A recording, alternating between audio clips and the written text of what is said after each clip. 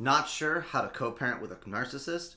By the end of this video, you'll have my top tips to have a clear plan of action, and you'll always know a strategy to deal with co-parenting and the narcissist.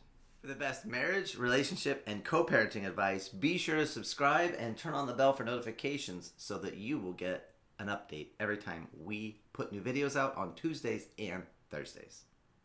Hi guys, Jeremy here, and if we haven't met, I am your strong marriage and amazing kids guy. I have over 25 years of working with families and kids in a variety of circumstances and situations and arrangements, and we have an amazing community and a lot of content to share with you. So I'm happy you're here, and let's get going.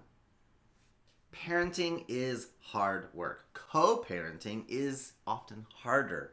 And if you're co-parenting with a narcissist, dude, I feel for you, man. I really do. The worst part is narcissists will often weaponize your kids against you. So it's really important that you have a clear strategy to help you stay focused and not take any of that BS, belief systems, personally. The truth is, you either get a loving response or a cry for help, and the narcissist is screaming for help, but not your job to fix them. It's your job to make sure you are solid and have solid guidelines and boundaries to protect your kids. The narcissist is insecure and they need control.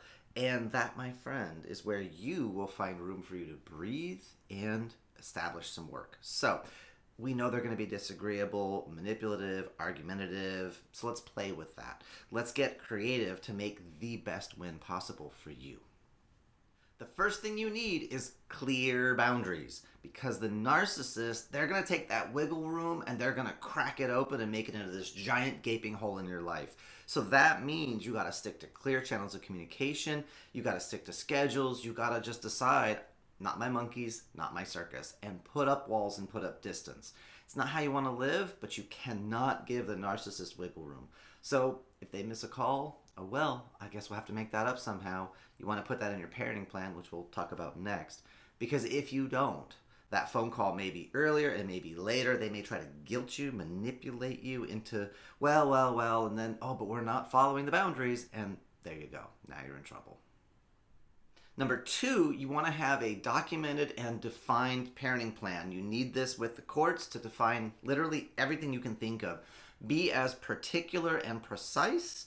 The narcissist will say pedantic, but you got to spell it all out. There's no wiggle room whatsoever. That means transportation, activities, medical bills, who's paying for this, who's paying for that, what are the percentages, holidays, everything you could possibly think about to argue, put it in the parenting plan. If it feels like it's too much, that's okay, because you can always work with it after. Dump everything out first, and then you can get to clarity. You gotta have that parenting plan. If you don't, the narcissist will make you doubt you, make you doubt your boundaries. They'll make you think it's your fault and that you're going crazy, and it's all on them. Don't let them play that game. If this is making sense for you, go ahead and just give me an emoji down in the comments below. How you feeling with this so far, fam? Third, you want to get a guardian ad litem, or a GAL. That is a lawyer for your children, not you, not the narcissist. That way you've got a third-party person to help hold the narcissist accountable to the parenting program and the boundaries, which is why we had those two first. The third-party person, they're going to see through the manipulation, they're going to have experience in the court systems, and they really will be the best advocate possible for your children to keep both you and your narcissist in the open, above board. Number four, as much as you want to, do not badmouth the narcissist. It will get back to them in some way, shape, or form. And if you do it in front of the kids, I know it doesn't feel good for you, but your kids love the narcissist just as much as they love you. And if you're tearing down that other parent, you're tearing down part of the children's identity, and they're going to take ownership of your negative feelings. So as much as you want to, do not tear them down verbally, even energetically. Just don't waste your time in that emotional space. Don't let them rent space in your head or your heart. Your kids are pulled in two directions. Let's not add fuel to that fire. And finally, consider getting counseling for you and for your kids. Having a third party to talk to, it can be so helpful. It just allows you to get the stuff out instead of staying in the echo chamber of your head and your heart. It helps you to realize you're not overreacting. You're not wrong to assert yourself and to be clear. By sharing the thoughts and feelings, it helps to take down that emotional turmoil inside and get to level, clear thinking. Also, if the narcissist X starts to become emotionally or physically abusive to you or the kids, it's time to act to protect your kids. Do everything you can legally to separate them from the narcissist and to limit contact with a narcissistic parent. Your first priority is to get your kids in a safe place.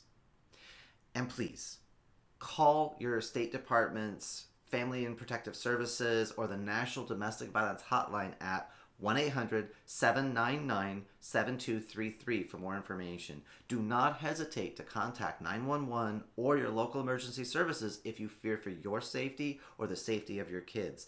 There are resources and there are tools to get you out of bad situations. Please use them. Co-parenting with a narcissist can feel like the most impossiblest thing ever, but it doesn't have to if you have a good strategy. Start with having clear boundaries. Second, go through a detailed documented parenting plan. 3, get a guardian ad litem for the kids. 4, do not badmouth that narcissist. And 5, if you fear for the safety of yourself or your children, or you suspect any type of abuse, call 911, emergency services in your state if you're in danger and need to get out fast. The National Domestic Violence Hotline is 1-800-799-7233. If you have to ask yourself if something is abusive, chances are it is. Talk to a third party to get validation and then take action. And now you have a clear strategy on how to handle co-parenting with a narcissist. Please come and continue the conversation in the Win-Win Parenting group on Facebook. You'll be in a community of like-minded parents that are dealing with similar situations to yourself, and we're all focused on living and loving more, having amazing marriages, having wonderful kids. And I would love for you to check out more videos on how you can up your parenting, communication, and relationship skills. If you like this video, be sure to hit the like and subscribe and share this with another parent who is struggling and needs some love and support. And that's it, my friends. Make it a great day. Bye.